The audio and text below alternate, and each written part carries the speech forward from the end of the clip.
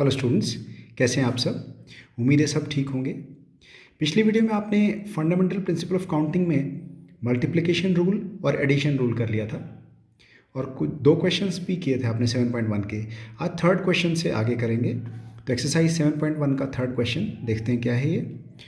How many 4 letter code can be formed using the first 10 letters of the English alphabet if no letter can be repeated. कितने letter के code बनाने हैं? 4 letter के code बनाने हैं। First 10 letters use करने हैं English alphabet के और किसी भी लेटर को आप रिपीट नहीं कर सकते, मतलब जो एक बार आ गया उसे दोबारा नहीं ले सकते। 4 लेटर कोड बनाने हैं। तो first letter, second letter, third letter, 4 letter, ऐसे हमारे पास 4 जगह हो गई। हमें देखना है कि इन चारों जगहों को कितने तरीक़ों से भरा जा सकता है। ठीक है, अब पहला प्लेस ले लेते हैं। पहला प्लेस हमारे पास कितने अल्फ़ाबेट अवेलेबल हैं, कितने लेटर अवेलेबल हैं? 10। तो first place can be filled इन कितने वेज हो जाएगा? 10।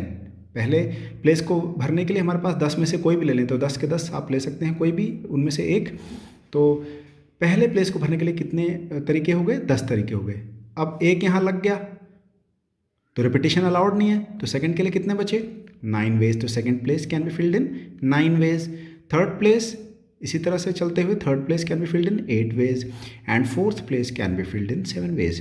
तो therefore by the fundamental principle of counting the total number of 4 letter codes कितना हो जाएगा? 10 multiplied by 9 multiplied by 8 multiplied by 7। तो इसको आप मल्टीप्लाई करेंगे तो आ जाएगा 5040। ठीक है जी, फंडामेंटल प्रिंसिपल ऑफ काउंटिंग लग गया, मल्टीप्लिकेशन रूल लग गया यहाँ पे। चलिए नेक्स्ट फोर्थ क्वेश्चन पर चलते हैं। How many 5-digit telephone numbers can be constructed using the digits 0 to 9 if each number starts with 67 and no digit appears more than once? कोई भी डिजिट एक से ज़्यादा बार नहीं आ सकता, यानी कि रेपिटेशन अलाउड नहीं है। उसने इसमें ख़ास बात क्या कही है कि every number starts with 67। 5 digit का टेलीफोन नंबर बनाना है और हर टेलीफोन नंबर 67 से ही स्टार्ट होगा। तो यानी कि बाकी बचे 3 आपके पास डिजिट्स ऐसे बने। देखिए 5 डिजिट भर लिए हमने, 1 2 3 4 5 जगहें देख ली। पहली 2 जगहें 67 रखी हैं, फिक्स हो गई। इनको भरने के तरीके नहीं देखने पड़ेंगे, ये तो फिक्स्ड हो गई, इनका कुछ नहीं करना, ऐसे ही रखना है। 6 भी फिक्स्ड है, 7 भी फिक्स्ड है। पहले 2 जगहें भर गई। थर्ड, फोर्थ और फिफ्थ प्लेसेस को भरने के कितने तरीके होंगे वो देखने हैं हमने। और हमारे पास कुल डिजिट्स कितने हैं? 0 to 9। 0 to 9 में 10 डिजिट हुए। 10 डिजिट में से 6 चला गया आपके पास से, 7 चला गया क्योंकि रिपीटिशन अलाउड नहीं है ना। 6 और 7 को अगर निकाल दें 10 में से तो 8 डिजिट बचे। तो आपको ये 3 जगहें भरनी हैं और 8 डिजिट अवेलेबल हैं। Since repetition is not allowed, क्योंकि रेपिटेशन अलाउड नहीं है, तो the third place can be filled in 8 ways. Third place कितने वेज में? 8 वेज में। क्यों? क्योंकि 2 तो फिक्स हो गए, पहले चले गए। Fourth place can be filled in 7 ways, उसके लिए एक कम हो गया। Fifth place can be filled in 6 ways, उसके लिए एक और कम हो गया। तो therefore by the fundamental principle of counting the total number 5 digit telephone numbers is equal to 8 × 7 × 6 which is 336। ठीक है जी, चलिए नेक्स्ट क्वेश्चन चलते हैं। Fifth question,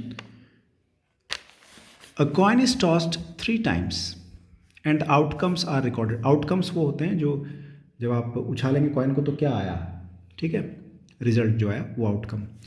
how many possible outcomes are there? एक सिक्के को 3 बार उछालें तो कितने आउटकम आएंगे ये पूछ रहा है।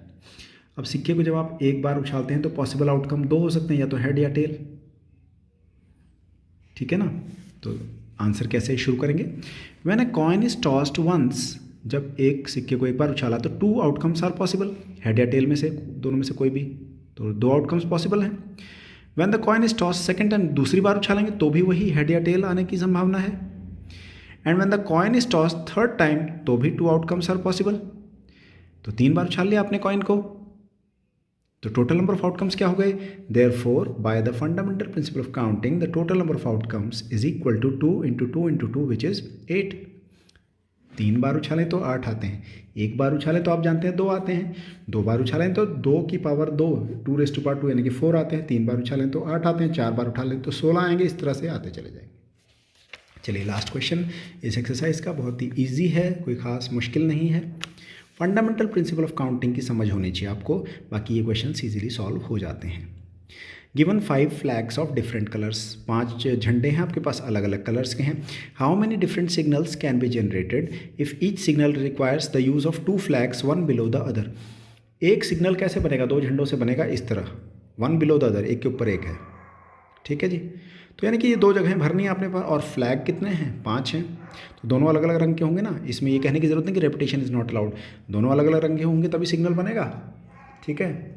चलिए 5 फ्लैग हैं डिफरेंट कलर्स के, 2 जगहें भरनी है. तो अपर फ्लैग से शुरू कर देते हैं. Upper flag can be chosen in 5 ways, क्योंकि 5 टोटल फ्लैग है आपके पास.